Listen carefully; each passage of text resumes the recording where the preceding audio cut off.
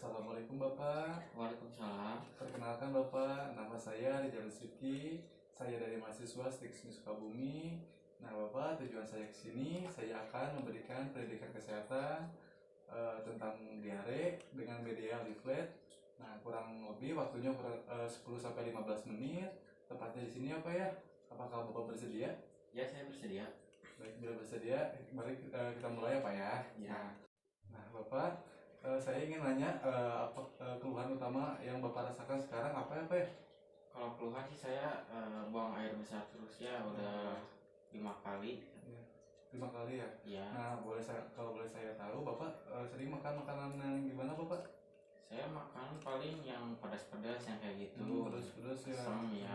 Asam begitu, Bapak. Saya akan mulai apa ya? Podcastnya saya menggunakan media leaflet apa ya? Seperti ini.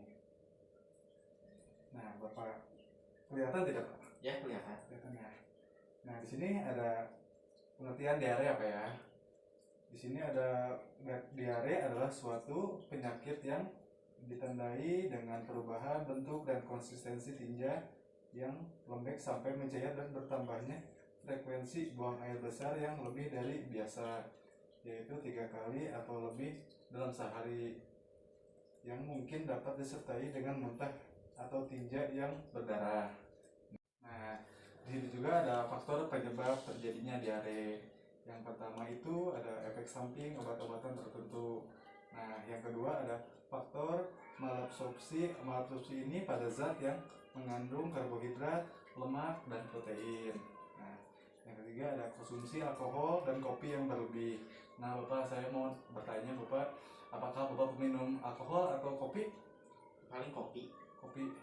Biasanya Bapak minum kopi dalam sehari berapa gelas? Kalau sehari sih bisa sampai 4-15. 4-5 gelas ya. Nah, untuk kedepannya Bapak harus dikurangi apa ya? Minum kopi karena tidak baik juga buat kesehatan dan dapat menyebabkan diare apa ya? Ya. Kita lanjut apa ya? Di sini ada faktor makanan. Faktor makanan ini yang seringkali bisa menyebabkan terjadinya diare. Di antaranya yaitu akibat dari makanan basi, beracun, terlalu banyak lemak, sayuran dimasak kurang apa. Nah, Pak, saya lanjut apa ya? Di sini ada minum air tidak masak, yang keenam ada makan jajanan yang tidak bersih. Nah, Bapak harus memilah-milih apa ya? Untuk membeli jajanan yang tidak boleh yang berada di pinggir jalan, Bapak ya. Itu juga bisa terkena debu. Nah, sini ada berak di sembarang tempat, harus pada tempatnya apa ya?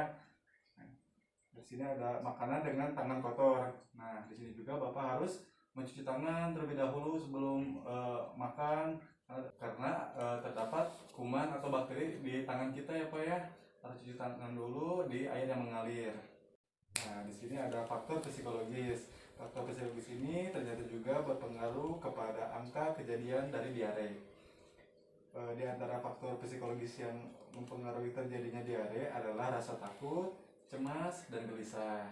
Nah, Bapak sampai sini apakah ada yang mau ditanyakan? Ya, tidak. Atau cara penjelasan saya kurang jelas atau terlalu cepat atau bagaimana? Sudah cukup. Cukup Bapak ya. Nah, di sini saya lanjut Bapak ya. Ya. Di sini ada beberapa penanganan terhadap penyakit. Yang pertama yaitu diare menyebabkan kehilangan cairan dan elektrolit sehingga penderita harus diberi cairan sebanyak mungkin untuk mengganti cairan yang hilang. Sebagai pertolongan pertama, diberi cairan rumah tangga seperti tajin, air sayur, air matang, dan juga air teh. Di samping itu, harus diberi cairan elektrolit berupa oralit, yaitu obat ya Pak ya, obat oralit. Nah, jika tidak ada oralit, bisa menggunakan larutan gula garam. Nah, cara pembuatannya sebagai berikut Bapak. 1 sendok teh, munjung gula pasir, 1/4 sendok teh, muntung garam, dilarutkan dalam 1 gelas air matang. Itu cc-nya 200 apa ya. Selanjutnya penderita langsung lalu diminum apa ya. Di sini ada obat oralit Bapak. Nah, biasa dikonsumsi untuk penderita penyakit diare. Nah, obat ini sangat terjangkau dari warung-warung terdekat apa ya. Nah, obat oralit ini baik dikonsumsi pada orang dewasa dan juga pada bayi. Untuk bayi dianjurkan dosis sesuai diberikan oleh dokter ya Pak ya. Selanjutnya Bapak, di sini ada nutrisi bagi penderita diare. Nah, kondisi peristaltik khusus yang tidak memungkinkan, maka perlu diberi makanan yang lunak untuk membantu peristaltik khusus. Bagi bayi yang sedang mengkonsumsi ASI, tetap diberikan dan pasti diencerkan. Nah, diet BRAT adalah singkatan dari banana, rice, apple sauce, and plus. Yang artinya itu pisang, nasi, saus apel, dan roti panggang. Nah, makanan tersebut penting dikonsumsi terutama 24 jam pertama diare yang dapat membantu meringankan diare serta memberikan vitamin penting. Nah, mineral dan karbohidrat yang mudah dicerna atau diserap. Nah, di sini ada makanan yang harus dihindari. Yang pertama yaitu makanan berlemak, yaitu gorengan dan makanan yang bersantan kental. Yang kedua adalah makanan yang menyebabkan gas berlebih, yaitu kubis atau kol, kacang-kacangan, brokoli, dan kembang kol dan sebagainya. Yang ketiga ada makanan pedas dan asam. Nah, Bapak sering makan pedas dan asam apa ya? Iya. Nah, harus dihindari Pak ya. Makanan pedas dan asam akan memicu penyakit diare akan semakin bertambah. Nah, yang keempat ada minuman beralkohol dan kafein. Minuman alkohol tentunya tidak menyehatkan bagi kesehatan tubuh, apalagi bagi penderita diare. Di sini ada cara pencegahan diare Bapak. Nah, yang pertama ada mencuci tangan pakai sabun dengan benar pada 5 waktu penting.